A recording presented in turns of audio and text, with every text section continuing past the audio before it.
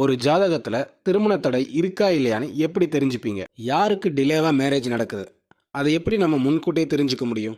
இப்படி எந்த மாதிரி பிரச்சனையா இருந்தாலும் அதை ஜாதகத்தை பார்த்த உடனே தெரிஞ்சுக்கலாம். இந்த மாதிரி ஜோதிடம் தொடர்பான இன்ஃபர்மேஷனை தெரிஞ்சுக்க நம்ம ஆறுபடையப்பா யூடியூப் சேனலை சப்ஸ்கிரைப் பண்ணிக்கோங்க. பொதுவாக காலபுருஷ தத்துவப்படி ஜாதக கட்டத்தில் 2ஆம் வீட்டு அதிபதி 6ஆம் வீட்டு அதிபதி கிருத்திகை, உத்திராடம், மிருகசீரிடம், சித்திரை, அவிட்டம், திருவாதிரை, சுவாதி, திருவோணம் ஆகிய நட்சத்திரங்களில் இருக்கும்போது அவங்களுக்கு திருமண தடை ஏற்படுதுங்க.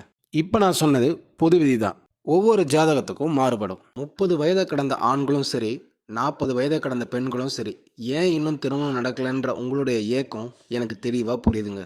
பையனுக்கோ பொண்ணுக்கோ சொத்து பத்து ஏராளமாக இருக்குது, ஆனால் வரம் தான் இன்னும் செட் ஆகலைன்னு ஃபீல் பண்ணுற பெற்றோர்களுடைய மனநிலை எனக்கு நல்லாவே புரியுதுங்க.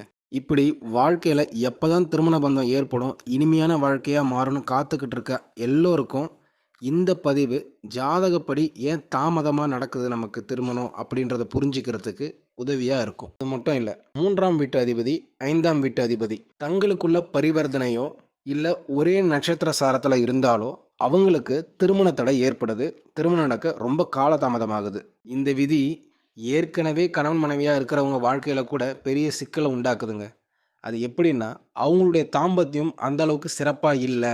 கணவர் ஒரு ஊர்லேயும் மனைவி ஒரு ஊர்லேயும் வாழ்கிறது, இல்லை கணவன் மனைவி சேர்ந்துருந்தால் அவங்களுக்குள்ள சண்டை சச்சரவுகள் அதிகமாக இருக்கிறது, இல்லை குடும்பத்தில் யாராவது ஒருத்தர் ஏதாவது ஒரு பிரச்சனை கிளப்பி அவங்களுக்குள்ள ஒரு அந்யோன்யத்தை கெடுக்கிறது, பல நிகழ்வுகள் நடக்குதுங்க.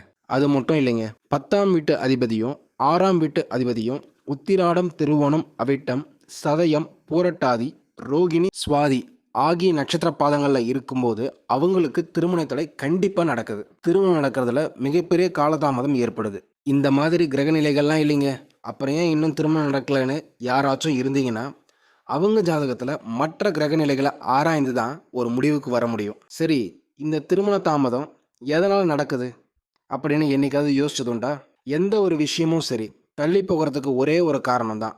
அது என்னென்னா, அவசியமாக நீங்கள் செய்ய வேண்டிய உங்களுடைய கடமையை இன்னும் முடிக்காமல் இருக்கிறது தான் அதுக்கான காரணம். அந்த அடிப்படையான அவசியமான கடமை எது அப்படின்றத உங்கள் ஜாதகத்தை பார்த்து நீங்கள் தெரிஞ்சுக்கிட்டு அதை சரியான முறையில் செயல்படுத்தும் போது உங்களுக்கான தடை விலகி உங்களுடைய திருமண வாழ்க்கை இனிதாக அமைதுங்க. மேலும் நான் மேலே சொன்ன மாதிரி இந்த 3 விதிகள், 2ஆம் அதிபதி 6ஆம் அதிபதி, 3ஆம் அதிபதி 5ஆம் அதிபதி, 6ஆம் அதிபதி 10ஆம் அதிபதி, இவங்களோட நிலைகளை நம்ம தெளிவாக ஜாதகத்தை பார்த்து புரிஞ்சிக்கும் போது தான் நமக்கு எந்த வயசில் கல்யாணம் நடக்கும்ன்றதை நம்ம தெரிஞ்சிக்க முடியும். இந்த வீடியோவில் உங்களுக்கு ஏதாச்சும் சந்தேகம் இருந்தால் கமெண்ட் செக்ஷனில் கமெண்ட் பண்ணுங்கள், நான் உங்களுக்கு அதுக்கான ரிப்ளை தரேன். மேலும் இந்த வீடியோவை உங்கள் ஃபேமிலி அண்ட் ஃப்ரெண்ட்ஸுக்கு யாருக்கு அவசியமாக தேவைப்படுதோ அவங்களுக்கு ஷேர் பண்ணுங்கள். வாழ்க வளமுடன். நன்றி, வணக்கம்.